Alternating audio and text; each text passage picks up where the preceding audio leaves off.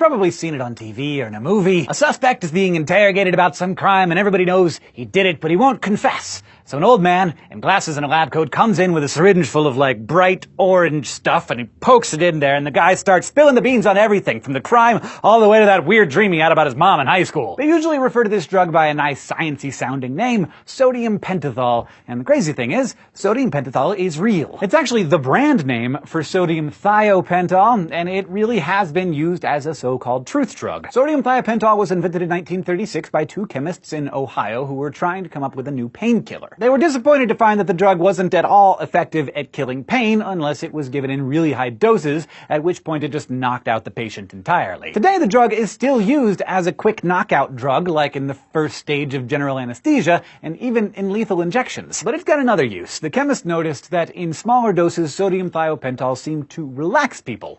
A lot, but not knock them out. That's because sodium thiopental is a barbiturate, a class of drugs that depresses the central nervous system and slows down brain activity. Now, at the time, psychiatrists had been using other types of barbiturates, like sodium amytal, to try to get patients to talk. Sodium amytal was commonly used during the First World War, for example, to get soldiers to open up about traumatic memories from the battlefield. But even in relatively small doses, the drug was a powerful sedative, so it tended to produce sleepier patients than talkative ones. By World War II, psychiatrists were trying similar treatments with sodium thiopental, and soon they found that in small doses it could induce a kind of trance-like state in traumatized patients, allowing them to talk about their experiences in a candid way that they never would when fully conscious. Eventually, some scientists began to think that if this chemical could help shocked soldiers talk, maybe it could have the same effect on criminal suspects. Years of research then followed that made some researchers think that they truly had found a truth serum. And it's not hard to see why they thought so. When sodium thiopental is injected, it ends up in your brain, where it imitates one of the chemicals that your brain naturally produces when it wants to slow things down, called GABA. Sodium thiopental binds with your brain cells' receptors for GABA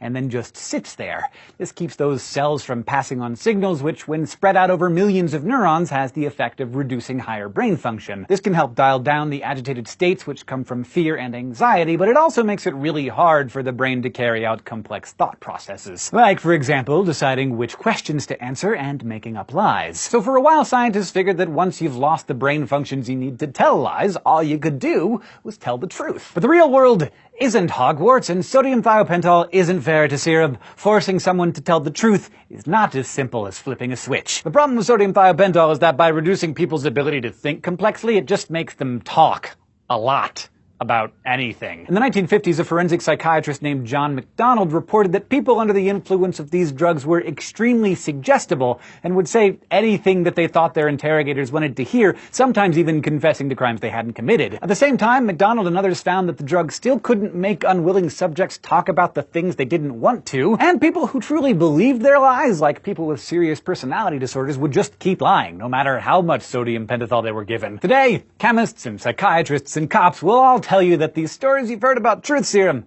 just are not quite true. Thanks for joining me for this SciShow dose. If you want to help us keep exploring the science inside of you and everywhere else, just go to subbable.com/SciShow. And if you want to keep getting smarter with us, you can go to youtube.com/SciShow and subscribe.